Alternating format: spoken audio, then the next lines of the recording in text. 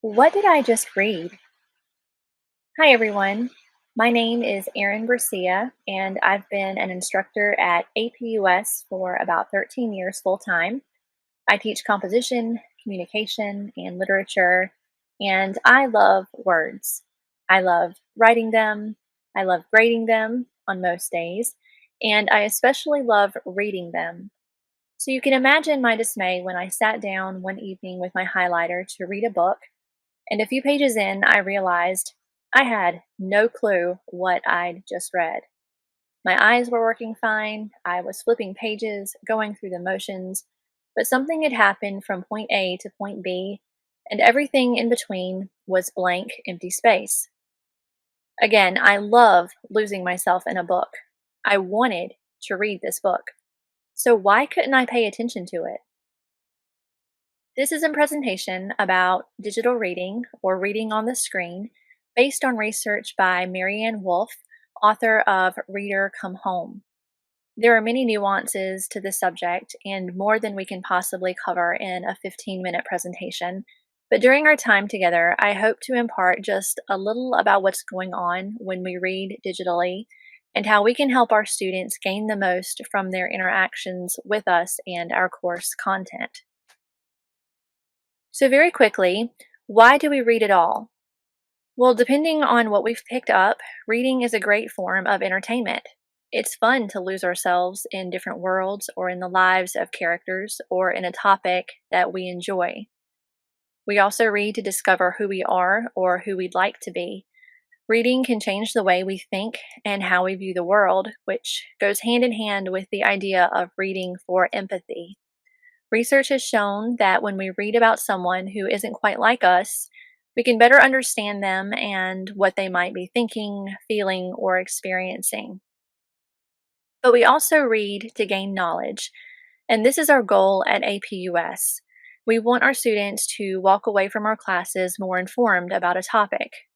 Knowledge is the goal because the more we know, the more connections we can make, allowing us to approach problems in new ways and apply what we've learned more widely. So, reading matters because without these knowledge stores, without self discovery, without this amplification of empathy, we may become what Wolf calls passive consumers of information and prone to intellectual rudderlessness. So, there's no question that reading is a fundamental skill that should be cultivated early and often. But how we read and what we read have changed since the internet became mainstream.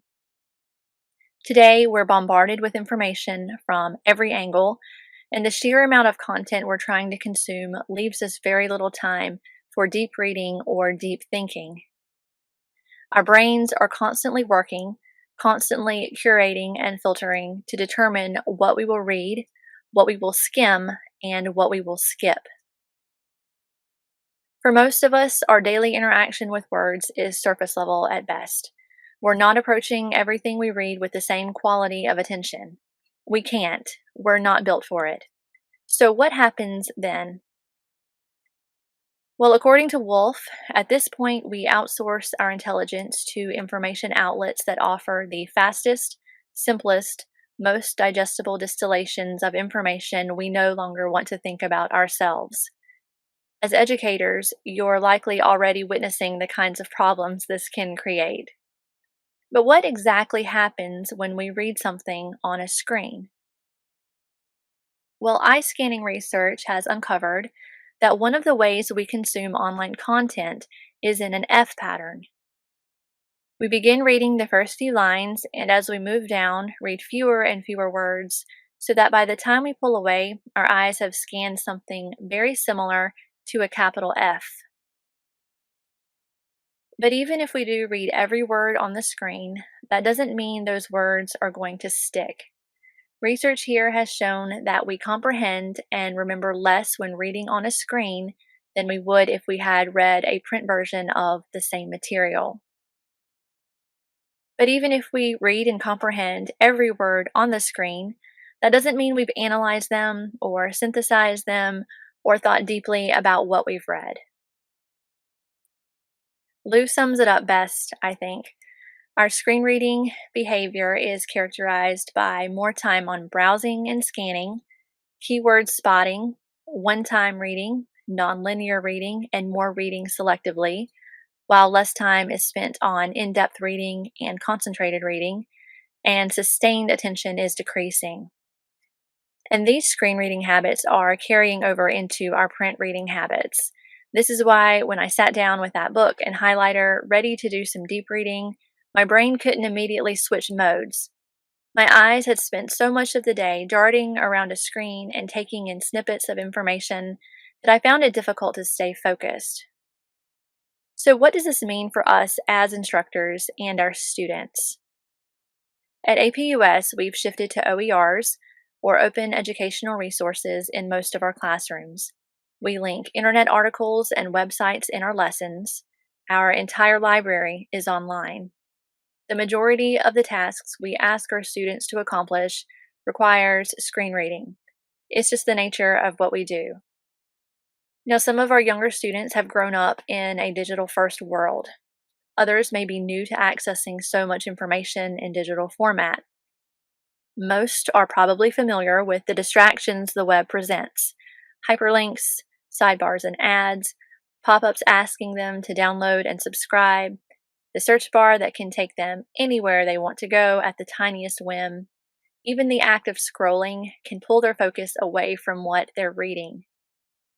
But while our students might be aware of some of the pitfalls related to working on a screen, they might not have made the connection between these interactions and their difficulty processing written content. So, how do we help our students become more than passive consumers of information? Well, we can let them know that digital reading does come with certain challenges. We can warn them about those built in distractions on the web. We certainly need to remind them to slow down and be mindful of the moments when they're losing focus.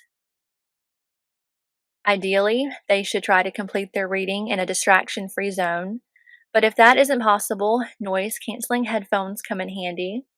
Students can also tap into apps or channels on YouTube that feature background noise.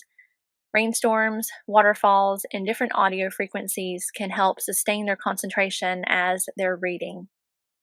If printing their readings in weekly lessons is an option, it would help if they could interact with that hard copy of the text by highlighting and scribbling notes in the margins. If they tend toward distraction when reading silently, they may want to try reading the material out loud or talking about what they're reading with someone else. To stay on pace and not jump ahead, they can configure their screens so they're only reading one line at a time. They can also take written notes as they're screen reading.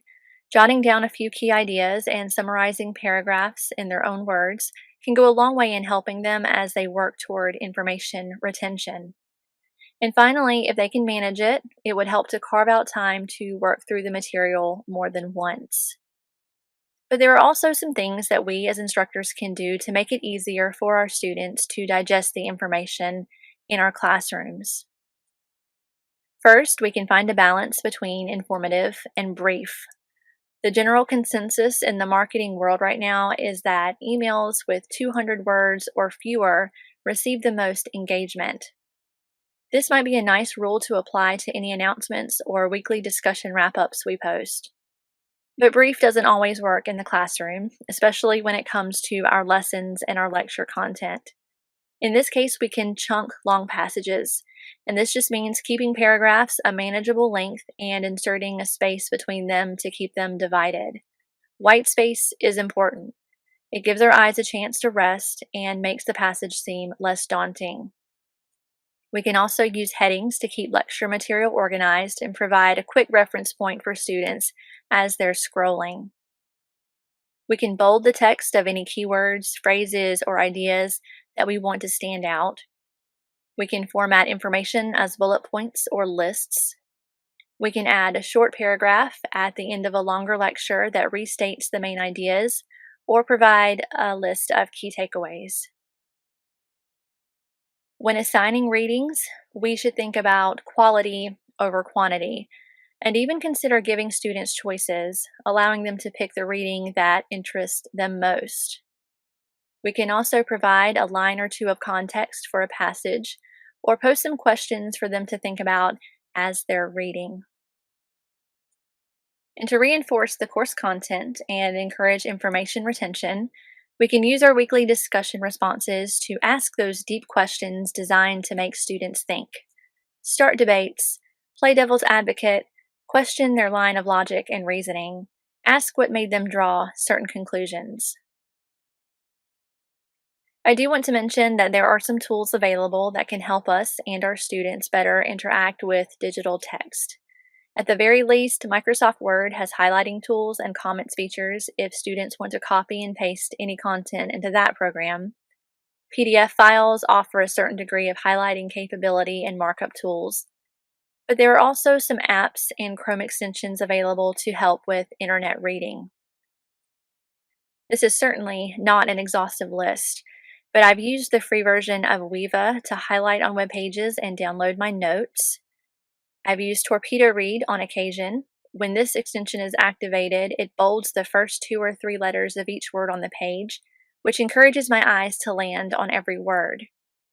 But I tend to have the most success with the free version of Just Read, which removes sidebars and ads on web pages, allowing me to focus on just the text of an article. I'm sure there are other apps and extensions out there with more functionality for a price, so it might be worth the research to see what works for you or what you might recommend your students try. I'm also not an expert in our learning management system, but I believe it's a conversation worth having. What might we as a school do to get some of these tools integrated into our LMS? The Lumi platform does offer a way for us to incorporate a page directly into our classrooms where students can take notes.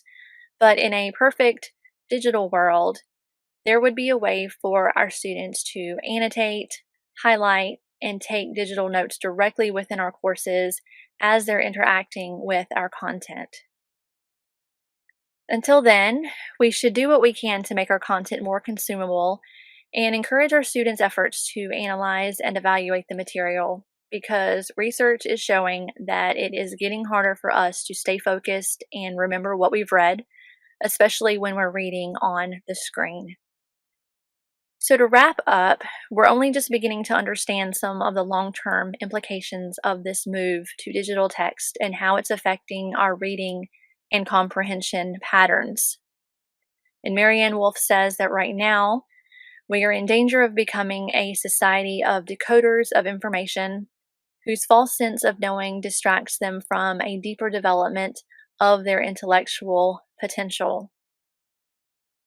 We just don't have the bandwidth to give our full attention to every written detail that crosses our path in a single day. We spend more time reading, but less time engaging with what we've read. We have more access to information than ever before, but less interest in deep explorations of a topic. And the constant skimming, scanning, and darting around the screen is only being reinforced every time we look at digital content, rewiring our brains so that it's quickly becoming the new normal. So as educators, we need to remind our students that just because they've read something doesn't mean that they understand it or have contemplated it or will even be able to recall it 24 hours later. Information is not knowledge, and knowledge, as you know, is not wisdom.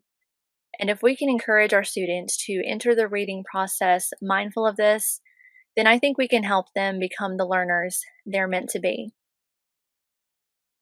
If you'd like to know more about the works that informed this presentation, I'd encourage you to look into MaryAnne Wolf's research, especially her books Reader Come Home, The Reading Brain in a Digital World, and Proust and the Squid.